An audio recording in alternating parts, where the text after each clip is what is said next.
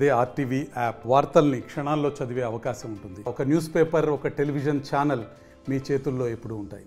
నిన్న తాడేపల్లిలో జరిగినటువంటి ప్రజాగలం సభలో అటు చంద్రబాబు, పవన్ కళ్యాణ్ కూడా స్థానికంగా ఉన్నటువంటి మంత్రి కారుమూరి నాగేశ్వరరావు, అదేవిధంగా ఆయన తనయుడి మీద కూడా తీవ్రమైనటువంటి విమర్శలు చేశారు. అయితే ప్రస్తుతం దాని మీద మనతో మాట్లాడడానికి కారుమూరి నాగేశ్వరరావు తనయుడు, అదేవిధంగా ఏలూరు వైసీపీ ఎంపీ అభ్యర్థి కారుమూరి సునీల్ ఉన్నారు. ఆయనతో మాట్లాడే ప్రయత్నం చేద్దాం.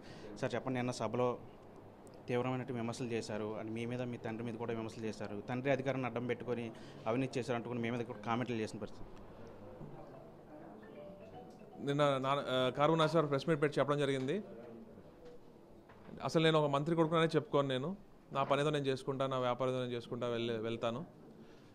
అయితే ఏదైతే తణుకులో ఎవరినైనా తీసుకొచ్చి నుంచోబెట్టి ఎస్ ఈయన ఇలా చేశారని చూపిస్తే నేను రాజకీయాలను తప్పుకుంటానని తెలియజేస్తున్నాను. ఎందుకంటే నేను తణుకులో గడప గడప చేసేవాడిని. ఎవరికైనా సమస్యలు ఉంటే ఆ సమస్యలు నా వల్ల తీరేవి నేను కష్టపడి చేసేవాడిని తప్ప ఇలాంటి పనులు ఎప్పుడూ మేము చేయలేదు, చేయం కూడా. మాకు అంత అవసరం కూడా లేదు. మేము కారుమూరి నాగేశ్వరరావు రాజకీయాల్లోకి వచ్చి పోగొట్టుకునేదే తప్ప ఇక్కడ సంపాదించుకుంది ఏం లేదు. కేవలం మాకు ఒక పేరు, మా కుటుంబంగా గుర్తింపు, జగన్మోహన్ రెడ్డి గారికి మంచి పేరు తేవాలి అనే ఒకటి తప్ప మాకు ఎటువంటి కొంతమందిలాగా ప్యాకేజీల కోసం వాటి కోసం పనిచేసే వాళ్ళం కాదు. మేము టీడీఆర్ బాండ్ల మీద కుంభకోణాలు చేశారు. దాదాపు 850 కోట్లు అవినీతి చేశారు. అదంతా కూడా హైదరాబాద్లో ఆ స్టీల్ ప్లాంట్ల మీద పెట్టుబడులు పెట్టారని ఒక కామెంట్ చేస్తారు. దాని మీద అదే ఈరోజు చెప్తున్నాను కదండి. ఏదైతే ఫస్ట్ 300 కోట్లు అని లాస్ట్ మీటింగ్లో పవన్ కళ్యాణ్ గారే అన్నారు. మళ్ళీ తర్వాత ఈరోజు 800 కోట్లు అంటున్నారు. మరి రేపు మరి 2000 కోట్లు, 3000 కోట్లు, 10,000 కోట్ల దాకా కూడా వెళ్ళిపోవచ్చు. అది వారి నోటికి ఎంత వస్తే అంత అనేస్తారు.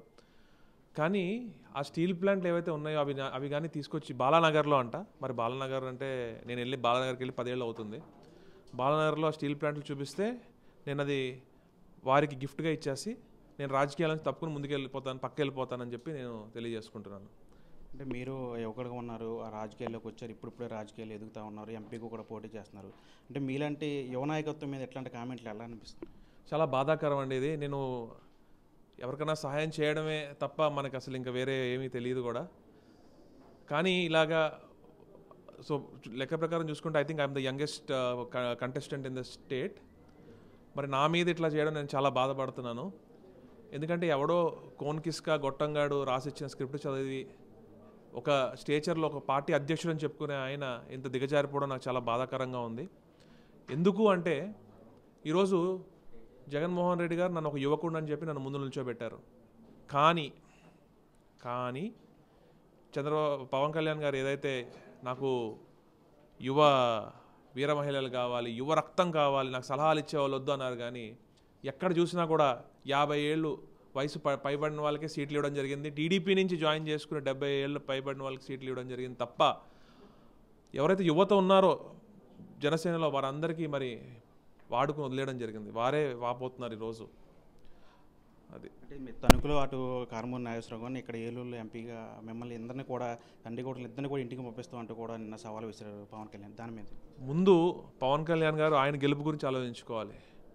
ఎప్పుడు జగన్మోహన్ రెడ్డి గారు ఓటమి, వైఎస్ఆర్ కాంగ్రెస్ పార్టీ ఓటమి గురించి ఆలోచించుకుని లాస్ట్ టైం 2 సీట్లు ఆయన ఓడిపోవడం జరిగింది. మరి ఈసారి కూడా పిఠాపురంలో చూస్తే పరిస్థితులు వ్యతిరేకంగా ఉన్నాయని చెప్పి రిపోర్ట్స్ వస్తూ ఉన్నాయి. మరి పవన్ కళ్యాణ్ గారు ముందు ఆయన సీట్ కాపాడుకోవాలి.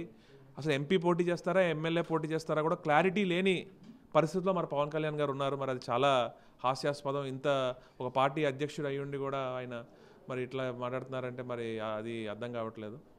సో ఆయన గెలుపు మీద ఆయన చూడాలి. ప్రజలకు ఏం చేస్తాం అని అవి చెప్పుకుని ముందుకెళ్ళాలి. కానీ ఇలా వ్యక్తిగతంగా వెళ్ళి జగన్మోహన్ రెడ్డి గారు మీరు వ్యక్తిగతంగా వెళ్తారు, మా మీద వ్యక్తిగతంగా వస్తారు. మరి ఇవన్నీ మారాలి. క్లీన్ పాలిటిక్స్ ఉండాలి. రేపొద్దున యువత పాలిటిక్స్లో రావాలంటే మరి ఒక ధైర్యంగా ఉండాలి. ఒక ఇలా రావాలి, ఇలా బురద జల్లేసి ఆపోజిట్ పర్సన్ వీక్ చేసేద్దాం అనుకుంటే మేము వీక్ అయ్యే వాళ్ళం కాదు. మేము ఇంకా స్ట్రాంగ్గా బౌన్స్ బ్యాక్ అవుతాం. ఆంధ్రప్రదేశ్ వైసీపీ హయాంలో ఆంధ్రప్రదేశ్ పరిస్థితి వెంటిలేటర్ మీద ఉంది. దానికి ఆక్సిజన్ కావాలంటే ఖచ్చితంగా కూటమి రావాలంటూ కూడా కామెంట్లు చేశారు వాళ్ళు. ఇది చాలా హాస్యాస్పదం అండి. మరి గతంలో శ్రీలంక అయిపోతుంది, అది అయిపోతుంది, ఇది అయిపోతుంది అని చెప్పిన వారే ఈరోజు ఇంకా ఎక్కువ పథకాలు ఇస్తామని చెప్తున్నారు. అసలు ఒక ఎకనామిక్స్ చదువుకున్న వాడిగా చెప్తున్నాను, జగన్మోహన్ రెడ్డి గారి దూరదృష్టి, విజన్ అనేది చాలా ఒక మంచి లైన్లో వెళ్తుంది. జగన్మోహన్ రెడ్డి గారు ఏదైతే అభివృద్ధి సంక్షేమం ఏదైతే చేస్తున్నారో దానివల్ల మన ఎకానమీలోకి మనీ సర్క్యులేషన్ పెరిగింది, జీడిపి పెరిగింది, మనకి అన్నీ మంచిగా జరుగుతున్నాయి. పోర్ట్స్ రాగానే మళ్ళీ మన యువకుల కోసం ఇంకా ఇంకా మంచి జరుగుతుంది. కాబట్టి జగన్మోహన్ రెడ్డి గారి విజన్ మాత్రం కరెక్ట్గా ఉంది. Thank you. ఇది మొత్తంగా కారుమూరి శ్రీనివాస్ చెప్తున్నారు. ఏదైతే నిన్న జరిగినటువంటి ప్రజాగలం సభలో చంద్రబాబు పవన్ కళ్యాణ్ తమ కుటుంబం మీద చేసిన ఆరోపణలను వాటిని నిరూపిస్తే కనుక ఖచ్చితంగా తాము రాజకీయాల నుంచి వైదొలుతాం, లేని పక్షంలో చంద్రబాబు పవన్ కళ్యాణ్ ఇద్దరు కూడా రాజకీయంగా సన్యాసం చేయాలని చెప్పి కారుమూరి శ్రీనివాస్ సవాల్ వేస్తున్న పరిస్థితి. వీడియో సంటితో మన RTV ఏలూరు నుంచి. మరిన్ని వీడియోస్ కోసం ఛానల్ ని సబ్స్క్రైబ్ చేయండి, లేటెస్ట్ అప్డేట్స్ కోసం వాట్సాప్ ఛానల్ ని ఫాలో చేయండి అండ్ లింక్ డిస్క్రిప్షన్ లో ఉంది.